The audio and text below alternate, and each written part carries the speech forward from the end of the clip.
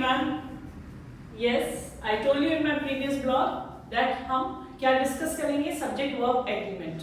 So now let's start with this blog without wasting any time, because this is the time to study, this is the time to prepare, and this is the time to be focused. हमें अपने गोल, अपने focus से हटना नहीं है, हमें कोई चीज रटनी नहीं है, हमें कॉन्सेप्चुअलाइज चीजों को समझना है, बिकॉज जो एग्जाम में आपको क्वेश्चंस पूछे जाएंगे वो आपकी कॉन्सेप्ट की टेस्टिंग के बेसिस पे पूछे जाते हैं. So we have to understand the concept.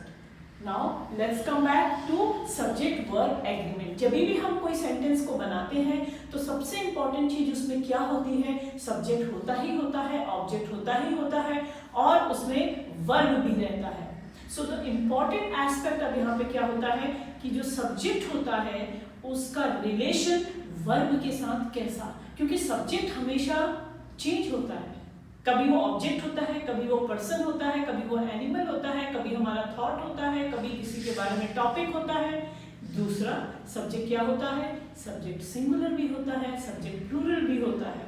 तो उस कंडीशन में when there are different subjects, so the verb जो होता है वो अकॉर्डिंगली चेंज होता है to fix it with the subject. इसको कहते हैं सब्जेक्ट वर्ब एग्रीमेंट. यस, और अगर हम इसमें इंपॉर्टेंस और इसकी अंडरस्टैंडिंग नहीं रखते तो वहां पे करेक्ट सेंटेंस बोलने में, समझने में, कन्वे करने में, कम्युनिकेशन में प्रॉब्लम तो होती है. बट आप जैसे लोग जो एग्जाम की तैयारी कर रहे हैं, एग्जामिनर वहां पे आपको एक ट्रिकी क्वेश्चंस डालता है जिससे आप जो है बिल्कुल कंफ्यूज हो जाते हो और अपना टाइम वेस्ट करते हो. यहाँ ये वाला वर्ब आएगा, नहीं ये वाला वर्ब आएगा, नहीं ये वाला आएगा. सो आपका टाइम चला जाता है. So rule by rule we have to understand this concept. Yes, so number 1 जो बहुत ही इजी कॉन्सेप्ट है और आप लोगों ने मेरे ख्याल से 99.9% लोगों ने इसको सुना होगा, समझा होगा, पढ़ा होगा, बिकॉज सब ग्रामेरियंस इसको पढ़ाते हैं कि जब सिंगुलर फॉर्म ऑफ वर्ब होता है, सब्जेक्ट होता है, तो उसमें हम सिंगुलर फॉर्म ऑफ वर्ब को यूज करते हैं. तो V1 फॉर्म को हम क्या फॉर्म बोलते हैं, प्लूरल वर्ब फॉर्म बोलते हैं, और V5 को हम सिंगुलर वर्ब फॉर्म बोलते हैं. तो जब हम सिंगुलर सब्जेक्ट यूज करते हैं, when we are using singular subject we are using singular form of verb, that is V5, right? जैसे हमने बोला he is always what, singular case, third person singular. so he अगर singular है तो हमारा जो plural verb, जो singular verb होगा वो होगा V5. V5 अगर हम बोले तो SES, IES and VES ये जो लगते हैं उसको हम V5 फॉर्म बोलते हैं. फर्स्ट फॉर्म ऑफ वर्ब के साथ जो हमारे SES और IES लगेंगे उसको V5 बोलते हैं. लेकिन ये V5 को हम प्लूरल नहीं समझेंगे, ये हमारा सिंगुलर फॉर्म कंसीडर किया जाता है. तो सिंगुलर सब्जेक्ट के साथ singular verb form, he loves his country.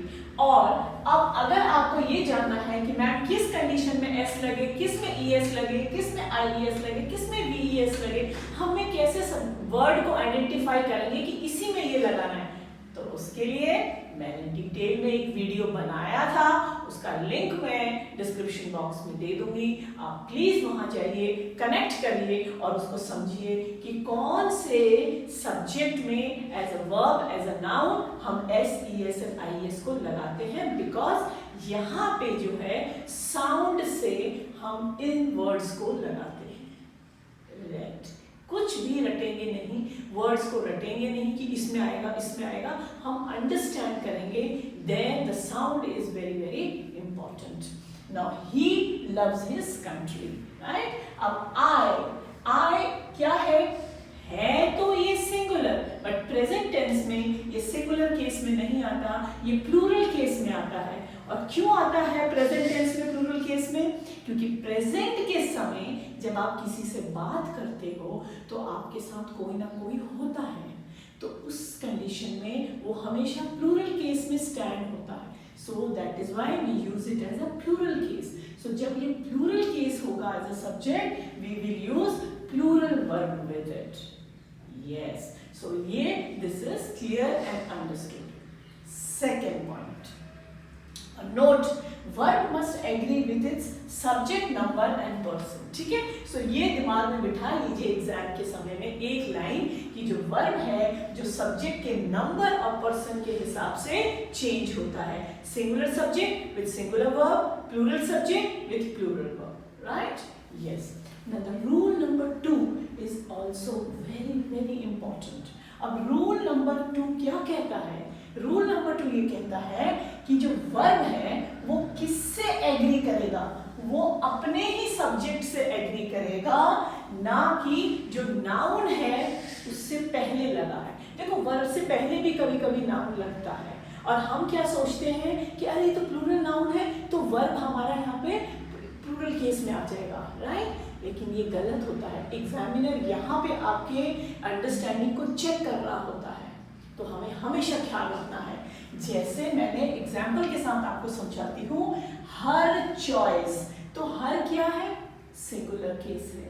Right? हर एक लड़की की बात कर रहे हैं हम. Her choice, right? उसकी जो चॉइस है, हर choice of various products. So various products क्या होंगे? बहुत सारे प्रोडक्ट्स होंगे. तो आप सोचोगे कि यहाँ तो एस लगा है और यहाँ एस लगा है, तो आप सोचोगे कि मैं आर लगा देती हूँ.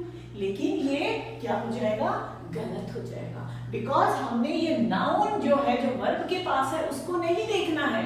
हमें किसको देखना है? हमें सब्जेक्ट को देखना है. So subject is considered, right, to relate the verb.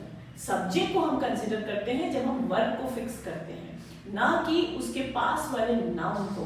So her choice of various products is good.